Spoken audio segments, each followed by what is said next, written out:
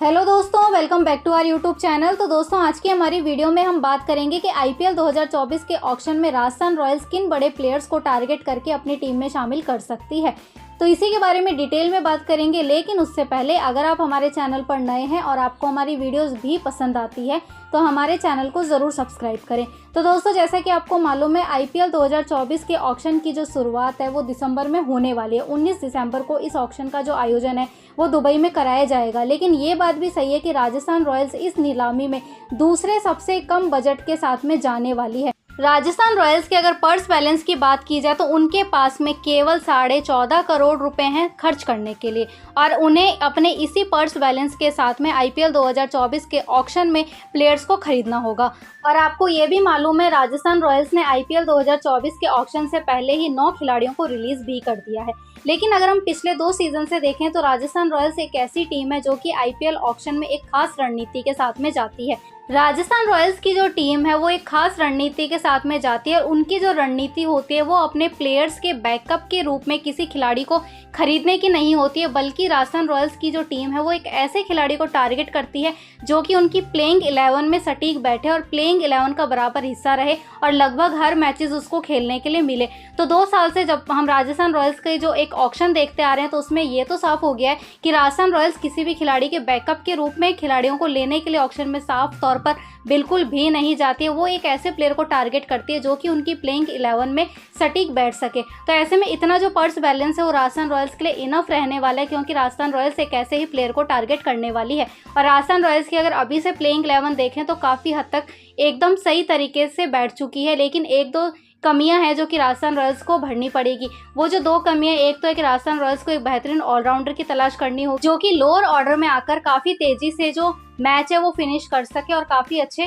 तरीके से जो मैच है वो भी संभाल सके। वहीं अगर बात की जाए तो उनको मिडिल ऑर्डर में भी प्रॉब्लम होती है। तो राजस्थान रॉयल्स अपने 4 या नंबर 5 के लिए भी एक अच्छे बल्लेबाज की तलाश में ऑक्शन में जरूर जाना चाहेगी। तो चलिए दोस्तों, बात कर लेते हैं कि राजस्थान रॉयल्स इस ऑक्शन में कौन से ऐसे खिलाड़ी होंगे जिनको टारगेट करने की तरफ देख सकती है। तो इस लिस्ट में अगर पहला नाम है तो वो हैरी ब्रूक का निकल कर आ रहा है।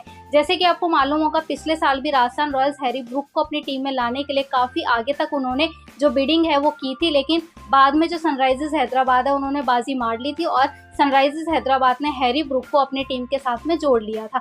लेकिन आपको पता होगा कि सनराइजर्स हैदराबाद ने इस साल यानी कि आईपीएल 2024 के लिए हैरी ब्रूक को रिलीज कर दिया। तो ऐसे में राजस्थान रॉयल्स के पास में फिर से चांस होगा कि वो हैरी ब्रूक को फिर से टारगेट करे और अपनी टीम में लाने के लिए कोशिश कर सके।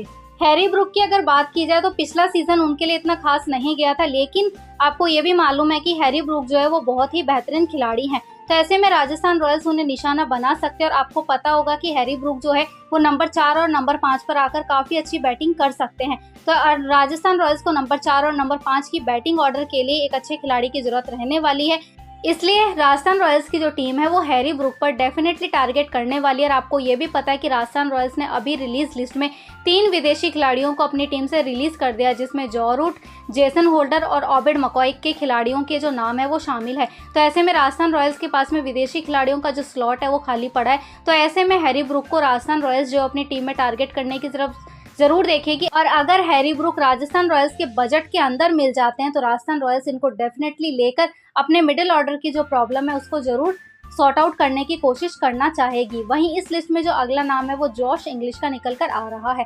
हालांकि सबको पता है कि जो जॉश इंग्लिश है वो एक विकेट कीपर बल्लेबाज है, और राजस्थान रॉयल्स की टीम में पहले से अगर विकेट कीपर बल्लेबाज की बात की जाए तो वो 3 है, जो कि संजू सैमसन है, जॉस बटलर है और डोनोवन फरेरा।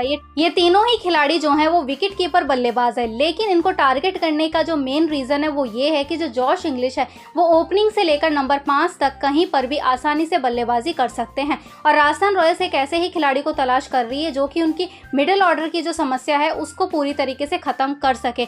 इसलिए इस लिस्ट में जो नाम है वो जॉश इंग्लिश का भी निकल कर आ रहा है कि जॉश इंग्लिश को भी जो राजस्थान रॉयल्स की टीम है वो डेफिनेटली टारगेट करने की तरफ देख सकती है। वहीं इस लिस्ट में अगला जो नाम है वो शार्दुल ठाकुर का निकल कर आ रहा है। जैसे कि आपको मालूम है कि शार्दुल ठाकुर जो है वो केकेआर की टीम की तरफ से रिलीज हो चुके हैं। पिछले साल केकेआर की टीम ने इनको दिल्ली कैपिटल्स की टीम के थ्रू ट्रेड करके अपनी टीम में शामिल किया था, लेकिन शार्दुल ठाकुर जो है वो उनकी उम्मीद के मुताबिक नहीं निकल पाए, जिसकी वजह से केकेआर की टीम ने इस साल उनको रिलीज करने का जो बड़ा फैसला है वो ले लिया है। तो ऐसे में जो शार्दुल ठाकुर है वो भी रिलीज हो चुके हैं और आपको ये भी पता है कि जो शार्दुल ठाकुर है वो एक भारतीय ऑलराउंडर है। तो ऐसे में इनके ऊपर जो बिडिंग है वो काफ़ी तेज़ी से होने वाली है और राजस्थान रॉयल्स को एक भारतीय ऑलराउंडर की खास तौर पर ज़रूरत रहने वाली है। तो ऐसे में राजस्थान रॉयल्स की जो टीम है वो भी शार्दुल ठाकुर के पीछे ज़रूर जाएगी और आपको ये भी पता है कि शार्दुल ठाकुर जो हैं वो लोअर ऑर्डर में आकर काफ़ी तेज़ी से रन बनाने में और काफ़ी तेज़ी से बड़े बड़े शॉट लगाने के लिए भी माने जाते हैं। तो ऐसे में शार्दुल ठाकुर पर भी राजस्थान रॉयल्स की जो नज़रें हैं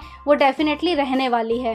वहीं दोस्तों इस लिस्ट में जो अगला नाम है वो मुशीर खान का निकल कर आ रहा है। मुशीर खान घरेलू सर्किट में धूम मचा रहे हैं और आईपीएल 2024 की नीलामी में फ्रेंचाइजियों के रडार पर भी रहने वाले हैं, क्योंकि आपको पता होगा कि फ्रेंचाइजियां जो हैं वो कई अनकैप्ड सितारों को अपनी टीम में जोड़ने के लिए जो प्रयास है वो करती है। तो मुशीर का जो नाम है वो काफ़ी ज़्यादा जो वायरल है वो हो रहा है कि राजस्थान रॉयल्स की जो टीम है वो मुशीर खान पर एक जो बड़ा दाव है वो लगा सकती है। वहीं अगर बात की जाए तो ये काफ़ी अच्छी बल्लेबाजी करना जानते हैं और अगर बॉलिंग की बात की जाए तो वो स्पिन गेंदबाजी के लिए माहिर हैं, लेकिन राजस्थान रॉयल्स के पास में पहले से ही स्पिनर्स बहुत अच्छे क्वालिटी के जो हैं वो राजस्थान रॉयल्स में पहले से ही शामिल है, जिसमें आर अश्विन और युजवेंद्र चहल एडम जम्पा के रूप में है।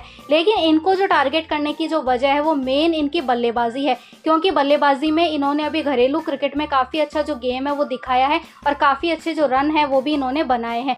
मुशीर खान की अगर बात की जाए तो ये एक भारतीय अनकैप्ड खिलाड़ी हैं, तो ऐसे में राजस्थान रॉयल्स की जो नज़रें हैं वो इन पर ज़रूर रहने वाली है, क्योंकि इन्होंने बल्लेबाजी से काफ़ी अच्छा कमाल का जो प्रदर्शन है वो भी करके दिखाया है। वहीं दोस्तों इस लिस्ट में जो अगला नाम है वो चेतन सकारिया का निकल कर आ रहा है। राजस्थान रॉयल्स ने भले ही आवेश खान को ट्रेड करके अपनी टीम में शामिल कर दिया हो, लेकिन उन्होंने अभी भी कुछ भारतीय और विदेशी तेज गेंदबाजों को रिलीज कर दिया है, इसलिए आरआर को कम से कम एक और तेज गेंदबाज की तो जरूरत है वो पड़ने वाली है। और आपको ये भी पता है कि ये एक भारतीय तेज गेंदबाज है, तो ऐसे में राजस्थान रॉयल्स की जो टीम है वो इन पर अपना दाव लगा सकती है और चेतन सकारिया को इस बार दिल्ली कैपिटल्स की टीम ने रिलीज कर दिया है। और आपको ये भी मालूम है कि राजस्थान रॉयल्स के पास में इतना तेज या इतना अच्छा बजट नहीं है कि वो किसी बड़े भारतीय खिलाड़ी को टारगेट कर सके। तो ऐसे में जो चेतन सकारिया है अगर वो कम बजट में मिलते हैं तो राजस्थान रॉयल्स अपना स्लॉट भरने के लिए इनको टीम में शामिल कर सकती है, क्योंकि आपको पता होगा राजस्थान रॉयल्स ने अभी केएम आसिफ, मुरुगन अश्विन ऐसे करके कई खिलाड़ी हैं, ओबेड मकॉय, जिनको बाहर कर दिया है। तो ऐसे में राजस्थान रॉयल्स अपना स्लॉट भरने के लिए चेतन सकारिया अगर कम बजट में मिलते हैं तो डेफिनेटली इनको टारगेट करने की तरफ जरूर देखेगी। और आपको ये भी पता है कि चेतन सकारिया जो राजस्थान रॉयल्स पहले भी राजस्थान रॉयल्स का हिस्सा रह चुके हैं, राजस्थान रॉयल्स की तरफ से चेतन सकारिया पहले भी खेल चुके हैं। अभी रिसेंटली दिल्ली कैपिटल्स ने उनको रिलीज कर दिया और चेतन सकारिया को दिल्ली कैपिटल्स में इतने जो गेम है वो भी खेलने का मौका नहीं मिला। और आपको पता है कि चेतन सकारिया एक भारतीय तेज बॉलर हैं, तो ऐसे में राजस्थान रॉयल्स अपने स्लॉट को भरने के लिए अगर कम बजट में चेतन सकारिया मिलते हैं तो अपने पुराने खिलाड़ी को वापस अपने टीम में टारगेट करने की तरफ देख सकती है।